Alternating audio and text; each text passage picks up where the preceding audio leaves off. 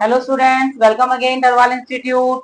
आज फिर एक नए टॉपिक के साथ मैं बायोलॉजी मैम उर्मिला आपके सामने प्रेजेंट हूँ। तो आज का हमारा जो टॉपिक है वो है pollen products, pollen viability and pollen allergy. तो ये तीन हमारे टॉपिक्स रहेंगे, जिसमें जो फर्स्ट टॉपिक हम शुरू कर रहे हैं जो कि पोलन प्रोडक्ट। क्या है ये पोलन प्रोडक्ट? हमने बात की थी male reproductive system of flower के अंदर पोलन ग्रेन्स के बारे में। अब उन पोलन ग्रेन से क्या क्या प्रोडक्ट बनते हैं उसके बारे में बात करेंगे।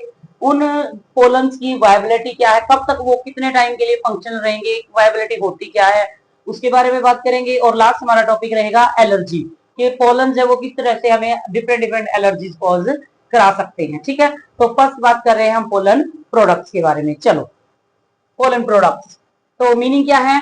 प्रोडक्ट्स और the things that are formed from pollen grains are known as pollen products. मतलब वो चीजें जो कि पोलन ग्रेन से बनती हैं उन्हीं को हम क्या कह देते हैं? पोलन प्रोडक्ट्स कह देते हैं। अगर पोलन प्रोडक्ट्स की बात करें तो बेसिकली हम देखें तो दो पोलन प्रोडक्ट्स बनते हैं। एक रहेगा पोलन फूड सप्लीमेंट के तौर पे और एक होगा पोलन क्रीम्स के तौर पे। दो प्रोडक्ट बनते हैं ये, एक फूड सप्लीमेंट में और एक क्रीम्स के तौर पे। अब क्यों बनते हैं ये, क्या इनका बेसिक सा रीजन है, क्या इसके अंदर ऐसी खास चीज है जिसकी वजह से इनको हम एज अ फूड सप्लीमेंट और एज अ क्रीम के तौर पे यूज करते हैं? तो पहला है हमारा फूड सप्लीमेंट। फूड सप्लीमेंट की बात करें तो जो पोलन ग्रेन्स है उनके अंदर अब्यूंडेंट न्यूट्रिएंट्स प्रेजेंट होते हैं, लार्ज अमाउंट में बहुत सारे न्यूट्रिएंट्स प्रेजेंट हैं। तो वो कौन कौन से न्यूट्रिएंट्स है? Like protein, unsaturated fats and carbohydrate. तो इसके अंदर मतलब इसके अंदर न्यूट्रिएंट्स वैल्यू ज्यादा है, इसलिए इनको यूज किया जाता है as a food supplement. Nutrient value ज्यादा होने की वजह से, प्रोटीन, अनसैचुरेटेड फैट्स, कार्बोहाइड्रेट्स होने की वजह से इनको हम फूड सप्लीमेंट के तौर पे यूज करते हैं। और इनको यूज किया जाता है in the form of tablets and serum. जो ये फूड से हम बात करें ना फूड सप्लीमेंट्स की, तो वो फूड सप्लीमेंट किस फॉर्म में लिए जाते हैं? तो वो लिए जाते हैं टैबलेट्स की फॉर्म में और सिरप्स की फॉर्म में, मतलब पीने वाली दवाई की तरह से एक तरीके से बात कर सकते हैं। और ये जो फूड सप्लीमेंट्स हैं इसके यूज किए जाते हैं, वो ज्यादातर यूज किए जाते हैं वेस्टर्न कंट्रीज के अंदर। ठीक है, वेस्टर्न कंट्रीज में अब जो ये फूड सप्लीमेंट प्रिपेयर हुए उनका फंक्शन क्या रहेगा कि due to the presence of abundant nutrients they increase performance of the athletes and race horses. जो रेस में दौड़ने वाले घोड़े हैं और जितने भी एथलीट्स हैं उनके अंदर ये परफॉर्मेंस की पावर को इंप्रूव करता है, इनहांस करता है। इसलिए इसको जो पोलन ग्रेन्स हैं उनके फूड सप्लीमेंट्स उनको दिए जाते हैं। दूसरा आ गया पोलन क्रीम्स। तो इसको क्रीम जो हम हाथ पे, मुंह पे, चेहरे पे अल्ट्रावायलेट रेडिएशन से, है ना, सनस्क्रीन के तौर पे या मॉइस्चराइजर के तौर पे यूज करते हैं, वो वाली क्रीम्स की फॉर्म में आ गया। तो पोलन क्रीम्स कौन कौन सी रहेंगी?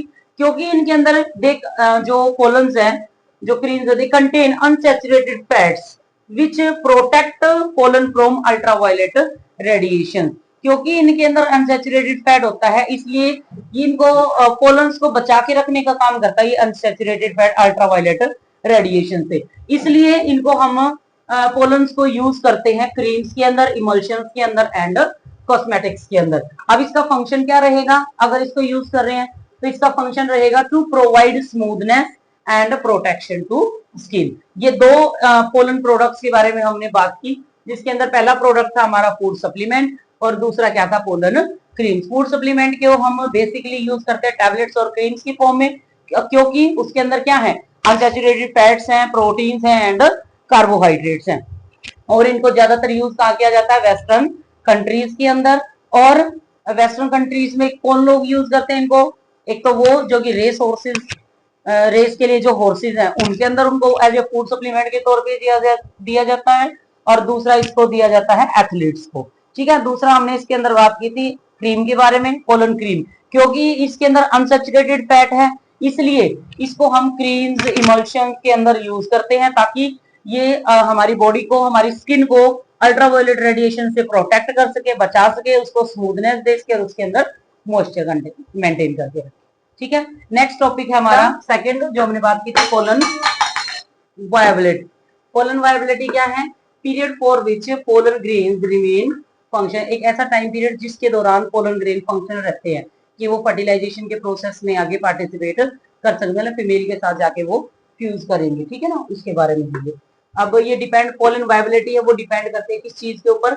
पोलन वायबिलिटी डिपेंड करती है टेम्परेचर के ऊपर, ह्यूमिडिटी के ऊपर और उसकी जेनेटिक पोटेंशियलिटी के ऊपर। ठीक है, उसके बाद एग्जाम्पल कौन कौन से आ जाएंगे पोलन वायबिलिटी के अंदर। अगर हम नॉर्मली बेसिकली सी बात करें तो बीट और राइस, इनकी अगर पोलन वायबिलिटी की बात करते हैं तो वो 30 मिनट होती है।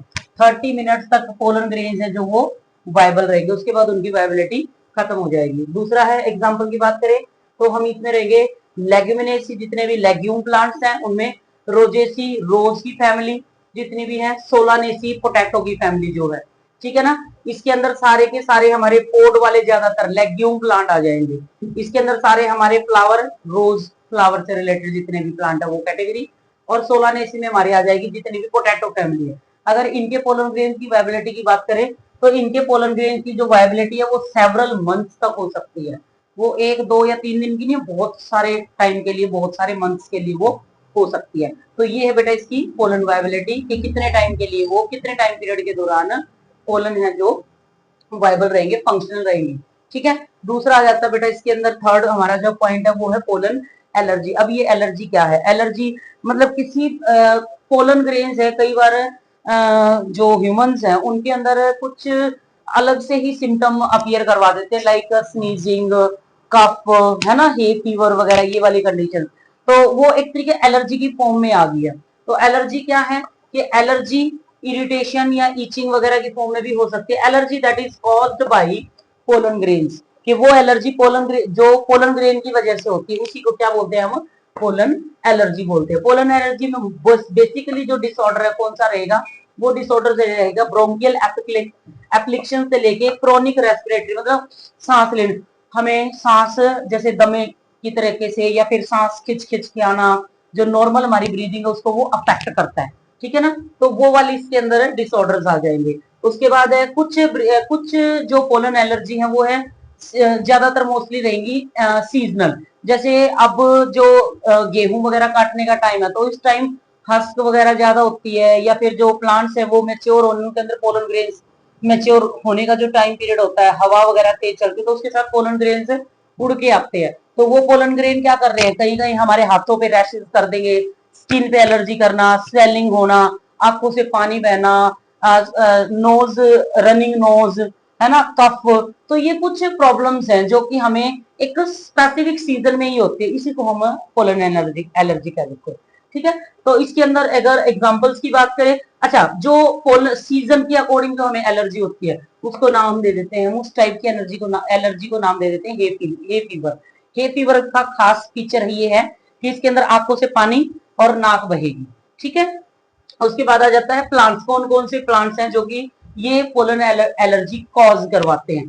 तो इसमें बेसिक सा है कैरेट ग्रास, जिसको हम पार्थीनियम कहते हैं, इसको हम कांग्रेसी ग्रास भी कह देते हैं। अगर आपने देखा हो तो आपके आसपास के प्लाट के अंदर एक नियर अबाउट 4 या 5 फीट की हाइट का पौधा जो कि पूरे के पूरे ग्राउंड के अंदर या उस प्लाट के अंदर फैला हुआ होता है, जिसके अंदर छोटे छोटे व्हाइट से कलर के फ्लावर्स होते हैं टिप के ऊपर। ठीक है, तो ये वो वाला कैरेट ग्रास है। ठीक है, उसके बाद आ जाते हैं एमरेंथस, सोरगम, कैस्टर और कुछ ग्रासेस है नॉर्मली। तो उनके जो पोलन ग्रेन्स है वो क्योंकि हवा के साथ इजीली इधर से उधर उड़ सकते हैं तो वो क्या करते हैं, हमें एलर्जी कॉज कराते हैं। तो ये थे आज के हमारे topics, pollen products, pollen viability and allergy. ठीक है, होप सो सबको अच्छे से समझ आया होगा। स्क्रीनशॉट ले लो इसका और उसके बाद फिर आगे हम नेक्स्ट टॉपिक नेक्स्ट लेक्चर में कंटिन्यू करेंगे।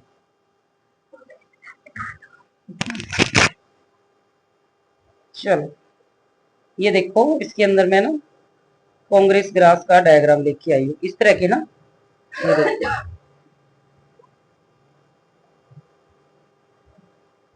ये डायग्राम रहेगा, ये ऐसा ऐसा फ्लावर सा होगा। ठीक है, तो ये कांग्रेसी ग्रास है, चेक कर सकते हो आप ग्राउंड वगैरह में या खाली प्लाट वगैरह में आपको रखा लगा हुआ मिलेगा तो आप उसको इजीली आइडेंटिफाई कर सकते हो। स्क्रीनशॉट ले लो, नोट डाउन करो।